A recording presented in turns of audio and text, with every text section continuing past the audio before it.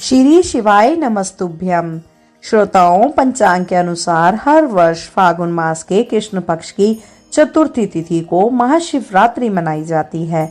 हर साल महाशिवरात्रि का महापर्व पूरे देश में बड़ी श्रद्धा के साथ मनाया जाता है।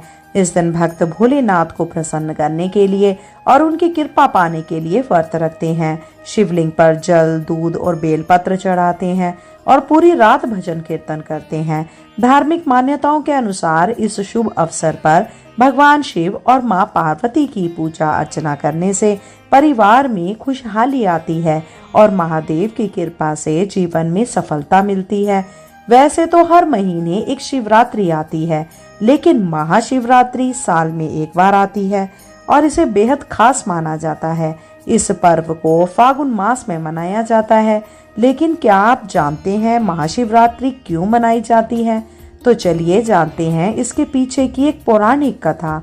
वैदिक पंचांग के अनुसार फागुन कृष्ण चतुर्थी तिथि 26 फरवरी को सुबह 11:08 से शुरू होगी और इसकी तिथि का समापन 27 फरवरी को सुबह 8:54 पर होगा। महाशिवरात्रि की पूजा में रात्रि के पहर की पूजा का महत्व खास माना जाता है।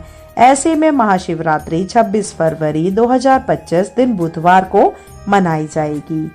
श्रोताओं, अब हम जानते हैं कि महाशिवरात्रि मनाने की क्या पौराणिक कथाएं हैं। वैसे तो पुराणों में और शास्त्रों में काफी कथाएं बताई गई हैं। पहली कथा यह बतलाई गई है कि जब शिवजी जी ज्योतिर्लिंग के रूप में प्रकट हुए। शास्त्रों के अनुसार महाशिवरात्रि के दिन ही भगवान शिव पहली बार प्रकट हुए थे। वे एक विशाल ज्योतिर्लिंग के रूप में आए, जिसका कोई आदि और अंत नहीं था। भगवान ब्रह्मा और विष्णु जी ने इसे समझने की कोशिश की, लेकिन वे नाकाम रहे। तब शिवजी जी ने बतलाया कि वे ही इस अनंत शक्ति के स्वामी हैं, इसीलिए इस दिन को उनके प्रकट होने की खुशी में मनाया जाता है। दूसरी कथा यह भी प्रचलित है कि महाशिवरात्रि के दिन भगवान शिव के 12 ज्योतिर्लिंग धरती पर प्रकट हुए थे। ये 12 ज्योतिर्लिंग देश भर में स्थित हैं और बहुत पवित्र माने जाते हैं।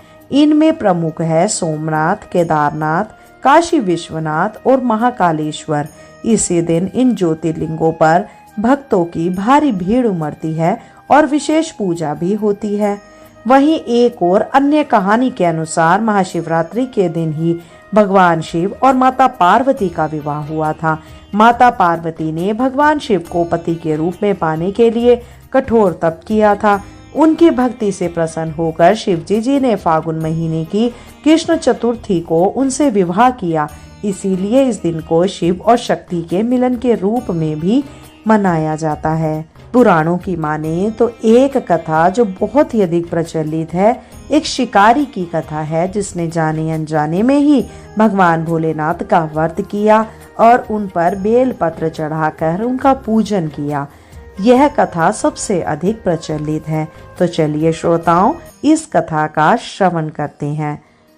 हम आपको महाशिवरात्रि की पावन कथा सुनाएंगे, परंतु उससे पहले शिवजी जी के पंचाक्षर स्तोत्र को हम लोग सुनेंगे। कहते हैं, शिव पंचाक्षर स्तोत्र को सुनने और भगवान भोलेनाथ के पास बैठकर उनको सुनाने से भगवान शिव की कृपा प्राप्त होती है, सभी मनोरथ पूर्ण होते हैं। भगवान शिव के लिए आज का महाशिवरात्रि का दिन अत्यंत महत्वपूर्ण है। ऐसा माना जाता है कि इस दिन माता पार्वती और भगवान भोलेनाथ का विवाह हुआ था। आज के दिन ही भगवान भोलेनाथ और माता सती का मिलन हुआ था, या यह कह सकते हैं उनके विवाह की वर्षगांठ के उत्सव में महाशिवरात्रि का यह पर्व मनाया जाता है। श्रोताओं, आइए सच्चे मन से आंखें बंद करके भगवान शिव जी का ध्यान करते हुए पंचाक्षर स्तोत्र का श्रवण करते हैं। बोलिए भोलेनाथ की जय।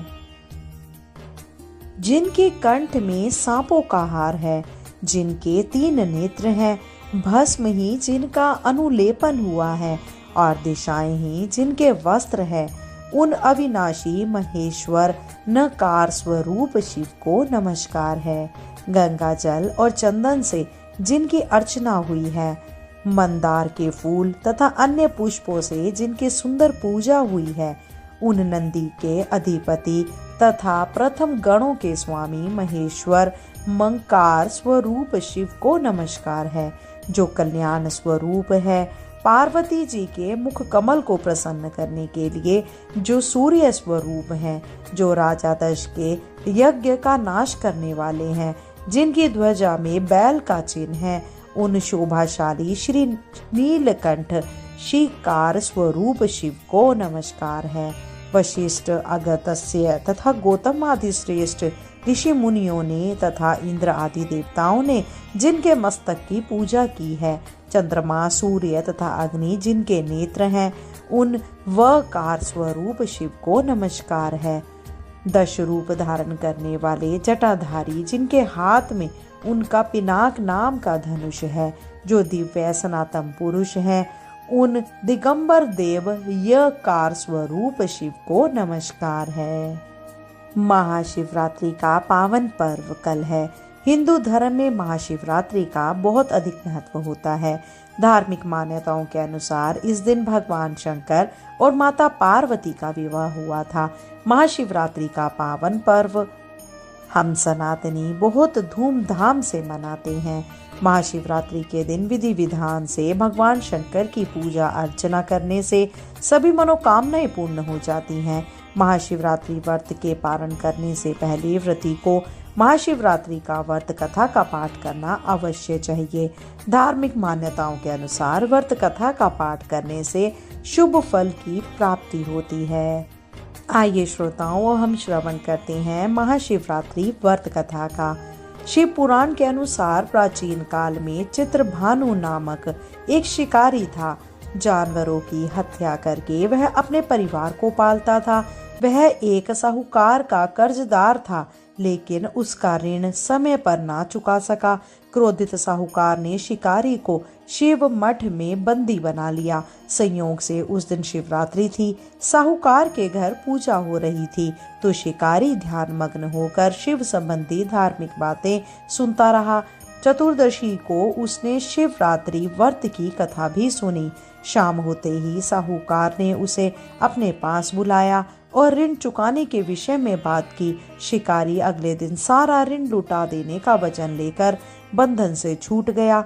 अपने दिनचर्या की भांति वह जंगल में शिकार के लिए निकला, लेकिन दिन भर बंदी गृह में रहने के कारण भूख प्यास से व्याकुल था। शिकार खोजता हुआ वह बहुत दूर निकल गया। जब अंधेरा हो गया तो उसने विचार किया कि रात जंगल में ही बितानी पड़ेगी। वह वन एक तालाब के किनारे एक बेल के पेड़ पर चढ़कर रात बिताने का इंतजार करने लगा। बेल वृक्ष के नीचे शिवलिंग था, जो बेल पत्रों से ढका हुआ था। शिकारी को उसका पता न चला। पड़ाव बनाते समय उसने जो टहनियां तोड़ी वे संयोग से शिवलिंग पर गिरती चली गई।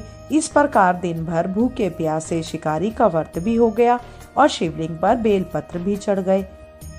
एक पहर रात्रि बीत जाने पर एक गर्भिणी हिरनी तालाब पर पानी पीने पहुंची। शिकारी ने धनुष पर तीर चढ़ाकर त्यों ही प्रज्ञा खींची। हिरनी बोली, मैं गर्भिणी हूँ, शीघ्र ही प्रसव करूंगी। तुम एक साथ 2 जीवों की हत्या करोगे, जो ठीक नहीं है। मैं बच्चे को जन्म देकर शीघ्र ही तुम्हारे समक्ष प्रस्तुत हो जाऊंगी, तब मार लेना। शिकारी ने प्रत्याशा ढीली कर दी और हिरनी जंगली झाड़ियों में लुप्त हो गई। प्रत्यपंचा चढ़ाने तथा ढीली करके वक्त कुछ बेलपत्र अनानास ही टूटकर शिवलिंग पर गिर गए। इस प्रकार उससे अनजाने में ही प्रथम पहर का पूजन भी संपन्न हो गया। कुछ ही देर बाद एक और हिरनी उधर से निकली। शिकारी की प्रसन्नता का ठिकाना ना रहा। समीप आने पर उसने धनुष पर बाण चढ़ाया। तब उसे देख हिरनी ने विनम्रता पूर्वक निवेदन किया कि हे शिकारी, मैं थोड़ी देर पहले ऋतु से निर्वित हुई हूँ, कामातुर विरीणी हूँ, अपने प्रिय की खोज में भटक रही हूँ। मैं अपने पति से मिलकर शीघ्र ही तुम्हारे पास आ जाऊंगी। शिकारी ने उसे भी जाने दिया। 2 बार शिकारी को खोकर उसका मत्था ठनका। वह चिंता में पड़ गया। रात्रि का आखिरी पहर बीत गया था। इस बार भी धनुष से लंकर एक बेल पत्र शिवलिंग पर जा गिरा और दूसरे पहर की पूजा भी संपन्न हो गई। तभी एक अन्य हिरणी अपने बच्चे के साथ उधर से निकली। शिकारी के लिए यह स्वर्णिम अवसर था। उसने धनुष पर तीर चढ़ाने में देरी न लगाई। वह तीर छोड़ने ही वाला था कि हिरनी बोली कि हे शिकारी, मैं इन बच्चों को इनके पिता के हवाले करके लौट आऊंगी। इस समय मुझे मत मारो। शिकारी हंसा और बोला, सामने आए शिकार को छोड़ दूं? मैं ऐसा मूर्ख नहीं। इससे पहले मैं 2 बार अपना शिकार खो चुका हूँ। मेरे बच्चे भूख प्यास से विग्र होने लगे हैं। उत्तर में हिरनी ने फिर कहा, जैसे तुम्हें अपने बच्चों की ममता सता रही है, वैसे ही मुझे भी सता रही है। हे शिकारी, मेरा विश्वास करो, मैं इन्हें इनके पिता के पास छोड़कर तुरंत लौटने की प्रतिज्ञा करती हूँ। हिरनी का दीन स्वर सुनकर शिकारी को उस पर दया आ गई।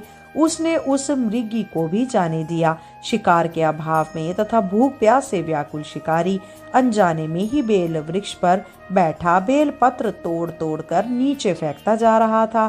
पो फटने को हुई तो एक हष्ट पुष्ट मृग उसी रास्ते पर आया। शिकारी ने सोच लिया कि इसका शिकार वह अवश्य करेगा। शिकारी की तनी प्रज्ञा देख कर मृग विनती स्वर में बोला कि हे शिकारी, यदि तुमने मुझसे पूर्व आने वाली 3 मृगियों तथा छोटे छोटे बच्चों को मार डाला है तो मुझे भी मारने में विलंब न करो, ताकि मुझे उनके वियोग में एक क्षण भी दुख न सहना पड़े। मैं उन हिरनियों का पति हूँ। यदि तुमने उन्हें जीवन दान दिया है तो मुझे भी कुछ क्षण का जीवन देने की कृपा करो। मैं उनसे मिलकर तुम्हारे समक्ष उपस्थित हो जाऊंगा। मृग की बात सुनते ही शिकारी के सामने पूरी रात का घटना चक्र घूम गया। उसने सारी कथा मृग को सुना दी। तब मृग ने कहा कि मेरे 3 पत्नियां जिस प्रकार प्रतिज्ञाबद्ध होकर गई हैं, मेरी मृत्यु से अपने धर्म का पालन नहीं कर पाएंगी। अतः जैसे तुमने उन्हें विश्वास पात्र मानकर छोड़ा है, वैसे ही मुझे भी जाने दो। मैं उन सब के साथ तुम्हारे सामने शीघ्र ही उपस्थित होता हूँ। शिकारी ने उसे भी जाने दिया। इस प्रकार प्रातः हो गई। उपवास, रात्रि जागरण और शिवलिंग पर बेलपत्र चढ़ाने से अनजाने में ही उस शिवरात्रि की पूजा पूर्ण हो गई। पर अनजाने में की हुई पूजा का परिणाम उसे तत्काल मिला। शिकारी का हिंसक हृदय निर्मल हो गया। उनमें भगवत शक्ति का वास हो गया। थोड़ी ही देर बाद वह मृग सपरिवार शिकारी के समक्ष उपस्थित हो गया ताकि वह उनका शिकार कर सके। किंतु जंगली पशुओं की ऐसी सत्यता, सात्विकता एवं सामूहिक प्रेम भावना देखकर शिकारी को बड़ी गिलियानी हुई। उसने मृग परिवार को जीवन दान दे दिया। अनजाने में शिवरात्रि के व्रत का पालन करने पर भी शिकारी को मोक्ष की प्राप्ति हुई। जब मृत्यु काल में यमदूत उसके जीव को ले जाने आए तो शिवगणों ने उन्हें वापस भेज दिया तथा शिकारी को शिवलोक ले गए। शिवजी जी की कृपा से ही अपने इस जन्म में राजा चित्रभानु अपने पिछले जन्म को याद रख पाए तथा महाशिवरात्रि के महत्व को जानकर उसका अगले जन्म में भी पालन कर पाए। बोलिए भोलेनाथ की जय, माता पार्वती की जय। अगर आपने इस कथा का आनंद लिया हो तो कृपया करके वीडियो को लाइक और शेयर करें। साथ ही अगर आप चैनल पे नए हैं तो कृपया करके चैनल को सब्सक्राइब अवश्य करें। आज के लिए इतना ही। शीघ्र मिलते हैं नई वीडियो और नई जानकारी के साथ। जब तक के लिए जय श्री कृष्ण, राधे राधे।